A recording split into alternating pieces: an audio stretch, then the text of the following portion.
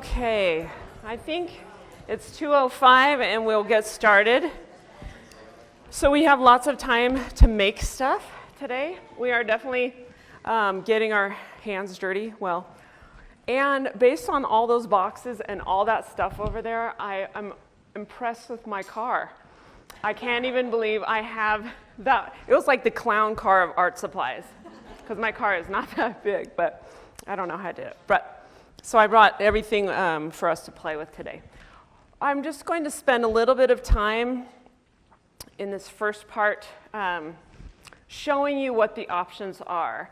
And then you will choose, and I've narrowed it down to probably 2 projects, and you choose which one you want to do. And really you could make a third one, or if you want, I will not make a third one, but choose from a third one. You'll probably just make one really well and have enough instructions and materials so you can go and do whatever you want in the future. But there's a selection because I'm Christine Brown, by the way. Currently, I'm an arts integration coach for NEBO. I have taught for 27 years or something, starting in junior high school. Spent 9 years at BYU in the art ed faculty, and then I came to NEBO. I love it there.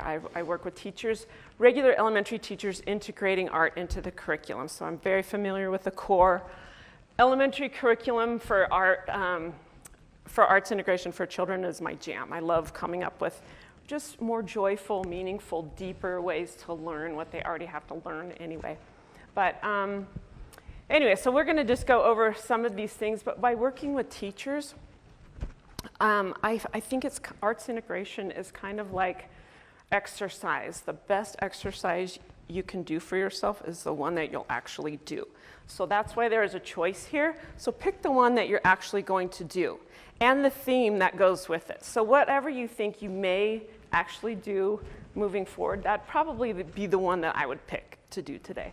So let's get started. The impetus for this was, well, first of all, the diorama. I think it was cleaning out my, Elizabeth and I were talking about when your parents or your grandparents die, and there's so much stuff and nobody keeps it. The diorama a lot of times automatically goes into the garbage because number one, it's created by parents, and number two, it's this big and it's full of stuff and you just don't have room for this.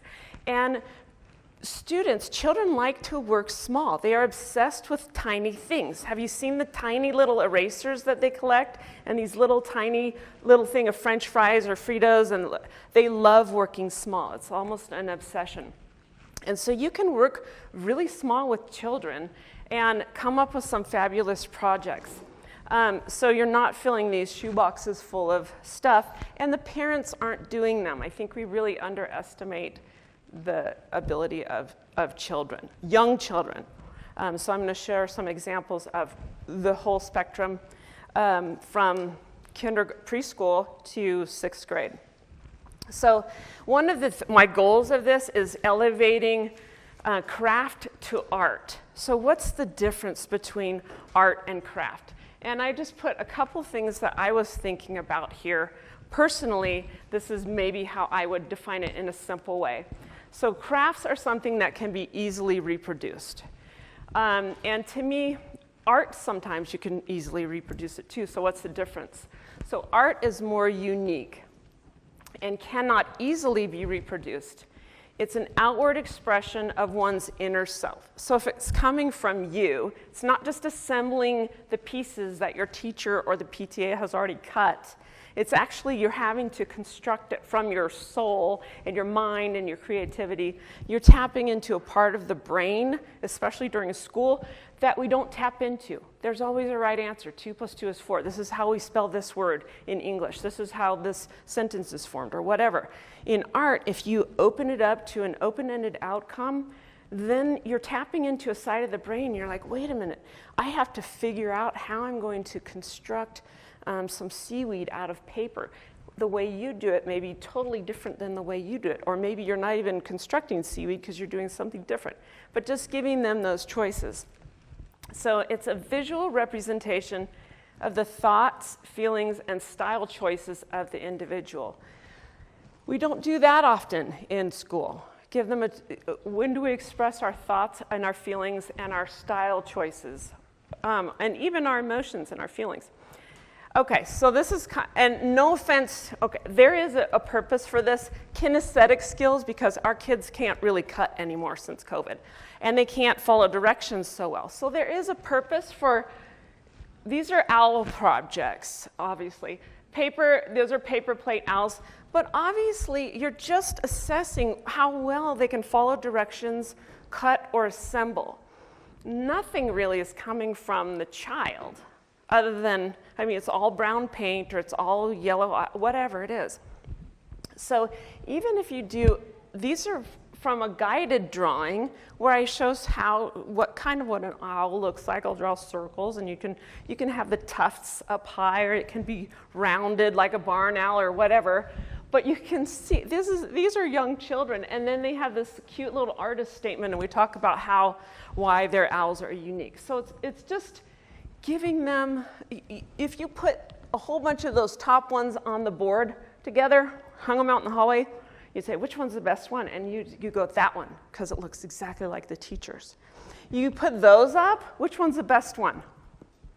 Who knows? Because they're so unique. And I love that someone did one upside down. It's just, to me, hilarious. So here's a couple questions you can ask yourself when creating these projects. Is there choice involved? And then is there open-ended outcome? Are they all going to look the same, or is there individuality or a chance for individuality? Okay, so I'm going to share with you 4 alternatives right now to the diorama, I say here to the shoebox, but same thing. And you can just, yes. Are you going to have this posted on the? Yes, you'll have this whole presentation, and then there's resources at the end, so you'll have this whole thing. And I even have your individual emails if you registered, and I can just email it to you. It's on Google. It's a Google Drive. So I'm just going to go over 4 of these. 2 of them are some concrete examples that you can make here. So, and you're going to choose one or the other. So let me just hop right into it. The first one, which I love, and this one we're not going to do because this is a whole workshop all by itself, is the retablo. And so retablo literally means behind the altar. It tells a story, and they were little, well, some of them aren't little, as evidenced by the one on the left, but they go behind the altar, and a lot of times it's a religious scene, but not always. And we had a really amazing, some of you may have heard of Geronimo Lozano, who lived in Utah, was from Peru, where retablos came from. And he carried on the tradition here in Utah, and he just passed away recently, which is really sad. And I have 3 of his retablos over here too, so when you are working or when you're done, you can come over and take some pictures. Just be really careful with those. So there's him standing with one of them right there. But then this one on the right, to your right, the really cool thing about that is, look at how much detail that is. And that is, which one's that? The Skeleton Mask Factory? Yes, that's how big this is. Oh, but wait. Next slide. This one, that one, is this one. The bakery, that's this.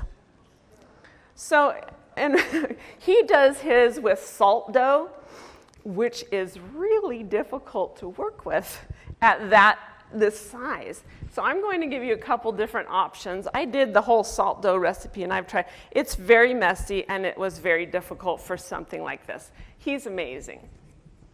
So I did have, you'll see some examples, some student examples where we made retablos with Jello boxes and like crystal light boxes. And here they are right here. And these are also up here. These 3 are here on display. And so they're closed, they look like this. And the one on the bottom left is the Hopi people. So instead of making a big, huge box full of stuff, it's as big of as a Jell-O box, and that's this. And this is some polymer clay, which I have over there, and you can use this today. Polymer clay is like Sculpey or Fimo, but there are cheap rip-off brands on Amazon, super cheap. You can paint it. You can, it cooks in an oven, so at 275 degrees. So it's really easy to use. The one on the right is the Utah Pioneers. I love that one because the pioneer is naked and the fire is very strategically placed. I don't know if it was meant to be naked or if it was just a figure, but it was just really funny. But then the third one, the one on top, that's, I think, age 5. So this was just about imagination. And this is called Chef Monster. And so that's a chef serving pizza, and there's a whole little display. And that's not me going, let's make Chef Monster a tableau. That's a little kid going, here's what's in my brain and my soul. Like, voila. And I never would have thought of that. It's awesome. So this is a little more intense because if you're using a box like that, you'll want to reinforce it. I put masking tape around it, and then you're probably all familiar with gesso, G-E-S-S-O. If you're not familiar with gesso, it's a painting ground. You would put it on, if you're going to paint on a surface like a Jell-O box, it's like a white chalky paint, and then you can paint right over the top of it. So you can use spray, you can use some type of a primer, but this is a little bit longer of a process because you have to wait for that gesso to dry or the painting ground. Sorry, one more question. Can you then bake it right in the little Jell-O box? So I would, no, these are, all the pieces are just glued in after you've baked them.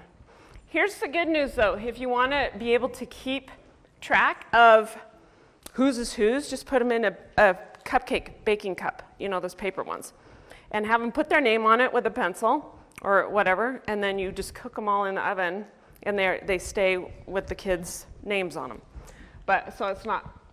So here's a little close-up. The Hopi people. I mean, I think those ladders are even made from clay. I don't know. We'll have to look. Okay, this one we are not doing also, but this is one I shared. I looked, and it was like, first time I presented at Arts Express was, I think, 11 years ago or something. And we did the monster under your bed. And that's in a matchbox. You can come and look at those over here too. If you really want to do that one, I did bring some matchboxes. And I would use polymer clay for that too, which the polymer clay is on those tables over there. On your table is an air dry clay, which I'll talk about in just a minute. So this is one of our options for today. And instead of, and I'll probably have to take this kid's face off of it to send it to you, but he's so proud of it, so I had to leave him on for now. But this was just, it's a piece of paper. There are instructions on how to, this is just get poster board or heavy paper. You can even get, you know how we have 12 by 12 paper, just chop it in half, and then I just folded it. You can use any die cut, like I use the district oval here, but you can use a circle, you can use a rectangle, you can use whatever you want. You could even make it a picture, whatever. But this is just a super easy way to make a diorama, habitat, whatever. This was for habitats, but you could also do producers, consumers, decomposers. You could do a scene from pioneers, you can do mountain men, you can do something from the world wars, you can put any scene you want into any of these. And so when I say do what you're going to do, whatever your grade level you're teaching or whatever, pick something you're already teaching and maybe make something out of that. I tell you, they will love this. They will take so much pride in what they're doing. When I did these little matchbox monsters under your bed, and I did a ELA writing component, they had to, describe it and then convince the world that they had to decide whether or not the monster should be let out from under the bed, so whatever reasons. And there's a writing prompt where you had to say what it smelled like, how you knew it was sick, and then based on all of this information, so you can see how that ties into ELA for many grades. But what I was going to say is, these kids kept these like in their desk, and usually it's the naughty kids that really love it. It's the ones that aren't getting it.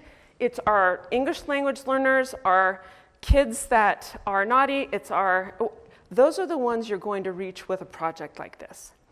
And they keep these in their desks like the whole year and pull them out. And anyway, it's so cute.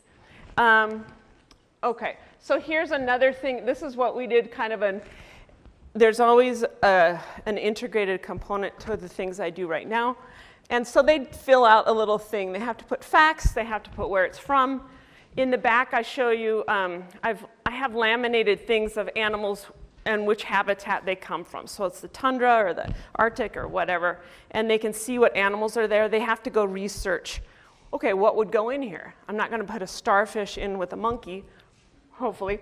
But they have to figure those things out. And they'll create a little worksheet to go along with it. But man, they love this. And so sometimes when we get done and we're like, okay, let's glue it in, they're like, no, I have to be able to take it out and interact with it. And that's fine too.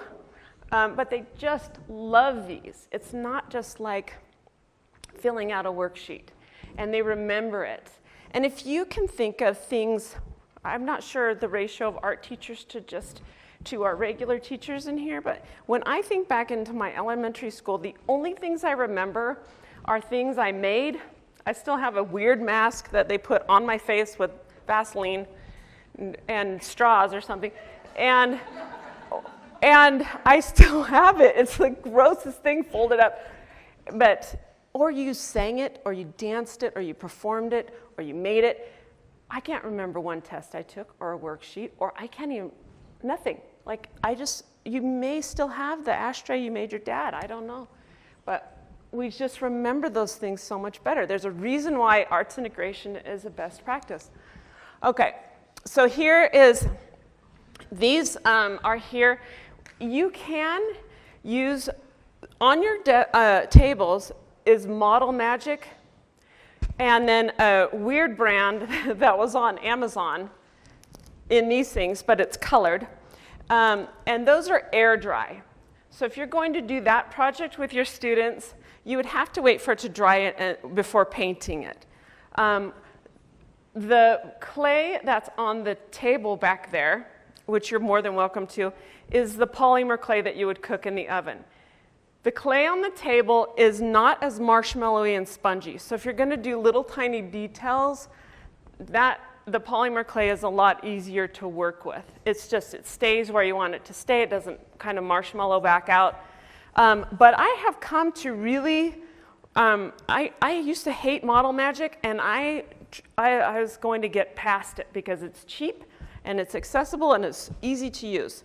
And so I did so many projects with Model Magic that I love. You just have to wait for it to dry and be patient with it. So and the links here, and I also have links on the end here, so you can go to the entire link. My those habitat pictures, don't sell them or anything because they're not. You shouldn't be selling the things on here, but. And in here, when you do this, and there's one of these for all of you to take too. When we do this, and I'm going to just tell you right now, so then when we go, you can just do all your stuff. You'll definitely want to make a little pencil mark what the background is, or your sky. Like if this is my sky right here, I'm going to open it up, and I might put a little arrow, tiny, with an S, so I know what the sky is, and I don't do, the sun down at the bottom. They're going to do the sun in the corner. You don't want it on the ground. And then you may want to do, if this is the bottom of my ocean or the bottom of the tundra or whatever, I'll just mark ground or a G or whatever. So that is helpful. I don't glue them until I'm totally done. So what we do with the students is we color both sides of it that are going to be visible in here. And then when they're done, they can glue this when they're ready to start putting their pieces in. So in a minute, I'm going to show you, I'll switch to the document camera and just show you quickly. Well, I guess I'll just show you right here. If I was going to make a giant, one of the requirements I have kids do is they have to make some structure out of paper, like whether this is a piece of coral that I just made. And I have a whole bunch of paper over there, and I show them how to just bend it. You can bend it forward or backward, but that creates a foot, and it'll be able to stand up, and you can glue it inside. So it just stands up. So if I were making this, and I would put this down here, and we talk about foreground and middle ground and background, and then I make them, part of what you need to do is make something out of paper to make a foreground, middle ground, and background. So it's not just a little display window. Okay, so that is one of your options. That is probably one that you have access to paper. You have access to crayons. We color them with crayons, and the only thing really you need is clay. Okay, so here's what I just came up with. This is so cool. These are funky ornaments. So I was like, what would I want to keep? And my Christmas tree is weird. So I would totally keep this if my kid made this. And so this is a polar bear I made with the Model Magic. And then but you can do anything in. That is a terracotta warrior, also made from Model Magic. And then I just put stuff in that scene. So you can do anything you want in these ornaments. Here's the arch. You could do the arch in one. Okay, so I think what else do I have? Oh, I made a gargoyle one too. This is also medieval. This is also Model Magic. And this is, once with the Model Magic on your table, you can just paint it after it dries with watercolor or acrylic paint, either one. Okay, the last one. So I do have these over there too. I think I only have 30 or 31 of these. So if you're making it today, take it for sure. But don't just take one to make later, unless everyone has one that's going to make one today, because you're welcome to those. They just ordered them and they haven't come to they didn't come in time or whatever. So I had 30 or 31 of them personally. I will show you I have my materials list at the end of this presentation, and it has a link to those. It has actually my whole materials list of everything I buy. So that's at the end. All right, now let's see. Now we're going to put this one together. This one's another super easy one. But we are going to put this together. If you would grab a file folder on your table. So talk about cheap. We're just going to fold it. I would say it's about a quarter of the way up or so, like this. Okay? So it's going to look like this, about like this. It doesn't matter if it's exact, but it should. You're going to put stuff in the pockets. And I have more file folders. I can see them in that tub if we need more, or there might be some. Here's another one on the table. Okay, so it's folded like this. Now our instinct is to fold it like this, but we are going to fold it backwards, like this, and then fold each side back forward, accordion style. So it's going to be like this. So it's folded like this, and then you're just going to fold your sides in like this. Both sides. Yep. So they match up kind of like that. If it's a little wonky, it's probably fine, but it should look something like this. So I'll do it one more time if you can't get that. So here's your file folder. Fold it up, And then the whole thing back, and then your sides back up like this. Okay. This is awesome if you're doing any type of a report on anything, really. This is another one that is on it's an animal report on the snowy owl. And I let them they could decorate their cover. It had to say what it was. And this is the snowy owl, and they could do whatever they wanted on the outside. And we used paint for this. You can use tempera or acrylic. I mean, really, you could color them with markers and stuff if you want. But if you're going to elevate it to art status, use paint for this one. Anyway, but you open it, and then you have, let's see, there's the outside. The best part about this is the stuff that is written in it.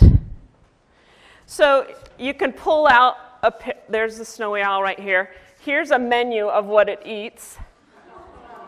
Lemmings, rabbits, birds, and fish. And this says, hoo-hoo, open. And it says, hoo-hoo, who is a snowy owl? It is a beautiful animal that is one of the most biggest birds ever. The male bird is usually more bigger and whiter. So there's facts in there. And here's another fact in the cloud. And then you can pull for more facts. But it's such an interesting way of presenting information that they are learning. And they invest in it more. And then when you display these, then you take this home, and this is something I would keep from my child. It's this big, and it's beautiful. It's a little artwork, and it's hilarious. Okay. So here's a close-up of what I just showed you. So yes, on this, if you glue it with a glue stick, it's not it doesn't stay as well as just a little line of hot glue, but you could still use a glue stick. It might come apart at some point, but okay. So this is the last slide I wanted to show you, and then I'm just going to show you a couple tips about making the actual animals, and we're going to get started.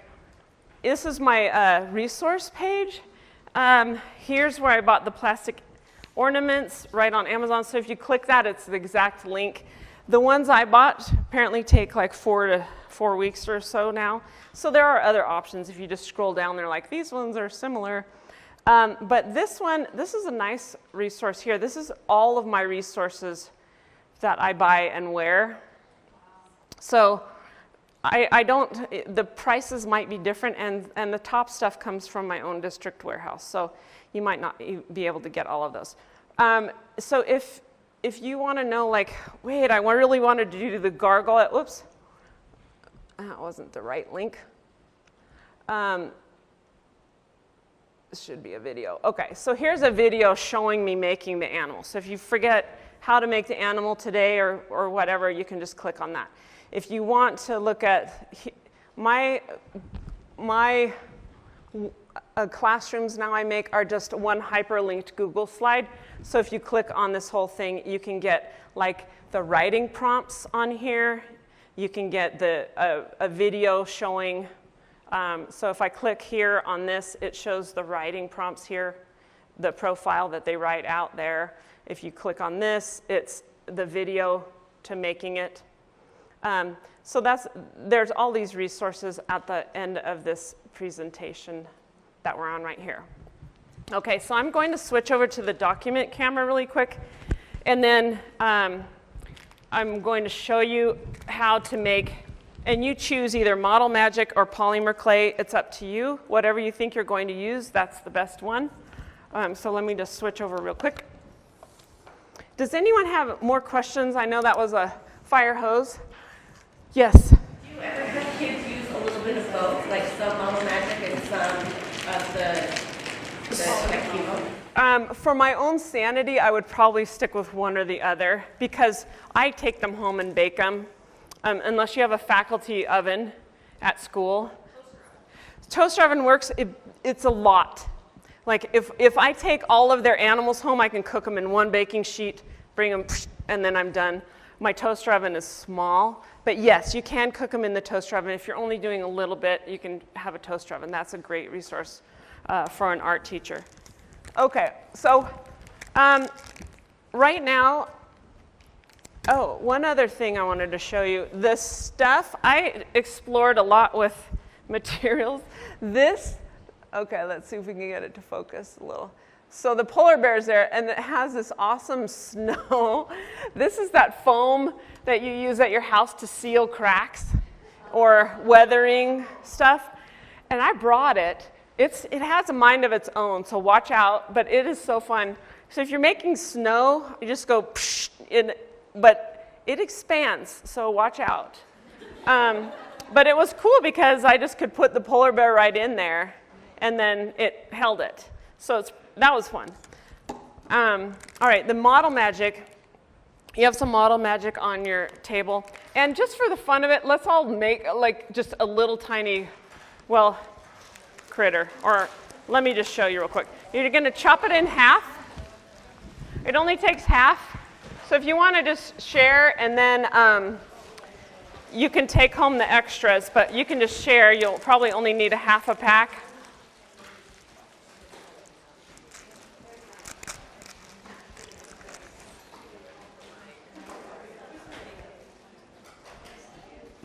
So this is also really easy to color with a marker. If you just smash it up with a marker, you can color it just right now. Yes. Yes, you can color this with markers. It does get a little messy, and I've chosen to just paint them when they're dry. But yes, you can color them, especially if you're making little treats or something with model magic. If you're just making little cupcakes and little things like that, you just color it with your marker and then mash it in, but it gets a little messy. Okay, so here I have. This is a half a pack, and I might rip off some for the head. The video in the resources is exactly what I'm doing right now, so if you want to, if you forget everything I say, just go to the resources. So I make it into like a little oval-ish thing. Most animals, and if you have something you already know in mind, most animals are going to kind of start with this base, unless it's a fish or a dolphin or a shark. And what I do is I just kind of bend it over into a rainbow, like this. Is that rain? Wow. It's amazing. And then I use my scissors quite a bit. One of the tricks is to not, you could just make a little oval and then stick all the appendages on, but you can do a lot with scissors, like with the gargoyle fingers and stuff. So I'm just going to snip this so it has like 4 legs. So it looks like this.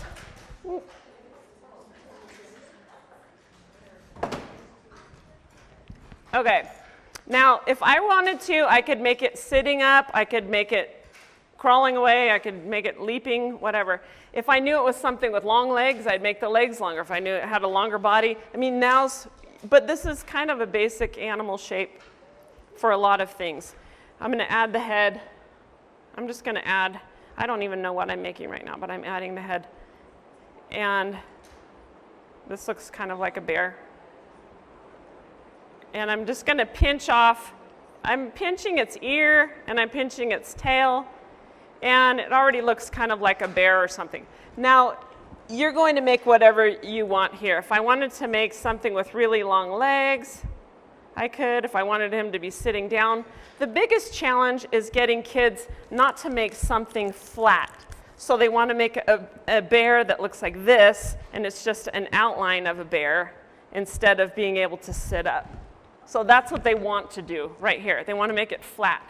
And you're trying to get them to make a form, make it 3-dimensional. So that's why it's nice to start like that. But this basic shape is so many different animals. You could even, if I were to rip off the tail and put them back together, I could make a dolphin or something like that. Or a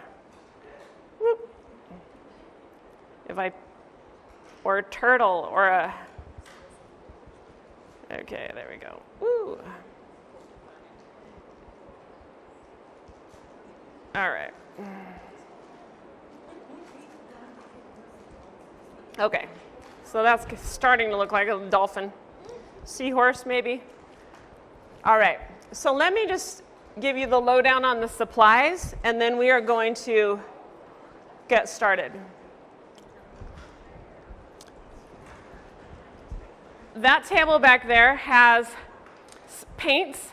In order to, if you want to, use the paint, like just to paint the background like I did for this one, I have blow dryers over there, so we don't have to wait for it to dry. And it's a very thin coat of paint, so you can do that. For this one, there's like moss and some green foliage or whatever if you're doing a nature scene. There's all of that stuff over there. I have hot glue guns that are, pretty much any out. There's a couple over there by the paper towels. There's another one over there. I could probably put another hot glue gun over there. I have other types of glue by those paper towel dispensers back there. So there's like E6000 if you needed a different type of glue for whatever you're going to do. There are Crayolas, crayons, colored pencils, and what else do I have? I think there's paints. And so you can color your backgrounds for the tri-folded thing with whatever you would use in your classroom. Crayons work really well because it covers, if they're using colored pencils, it takes forever to do kind of a background. But and that's one where I would mix the materials and let them do crayons and maybe overlap some colored pencils if you want. And there are markers and colored pencils and crayons and paint. So any questions? Because I'm going to let you go and make whatever you want to make. You have a stylus on your table, this wooden thing. I would give kids a toothpick or a stylus, and that's their tool. You can do anything with these. So please leave these because I use those over and over. All right, are you guys just ready to go?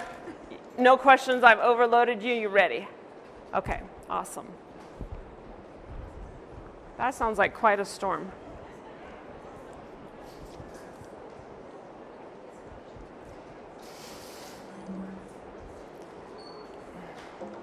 I'm going to turn on some music and we will just have some fun making some art.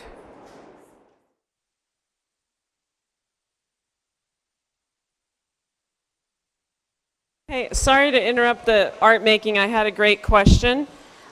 So you can use toothpicks to keep like a head on or something like that. And yes, you can bake it. You're only baking it at 275 for about 15 minutes, maybe 25 minutes at the max. So look up the directions for polymer clay or Sculpey, air bake clay, not air bake, oven baked clay, and you can see the directions. It's 275 degrees for 15 minutes per quarter inch. So if it's really thick, it's going to be a little more time. But you can bake toothpicks in it. And like with the Matchbox Monster over here, there's a feather, there's wire, and those all can bake, for 15 minutes at 275. Nothing's going to happen to it. Have you ever had it burn? So yes, I have overbaked. But the only thing that happens, if it's in there for like 2 hours or more, it's probably going to turn brownish, the colors. But if you overcook it by a little, it doesn't matter. But the thing that you want to be wary of is off-gassing. So it's not going to off-gas unless you're over-baking. So I did put parchment paper over it and helped the off-gassing. Oh, it helped it not to brown. Yeah, but so only if you're, and I did notice that my toaster oven overcooks it a lot more than a normal oven. So yeah, because it's a little more concentrated. So that was a great, and so my friend Nikolai is a math teacher, science teacher, and he did extreme weather. That would be an awesome diorama, extreme weather, like we're having right now outside. But that's awesome. And he also showed me pictures of their dioramas, and you can really tell which ones were influenced heavily by the parents. So this is something you would contain in your classroom, and that wouldn't even be a problem.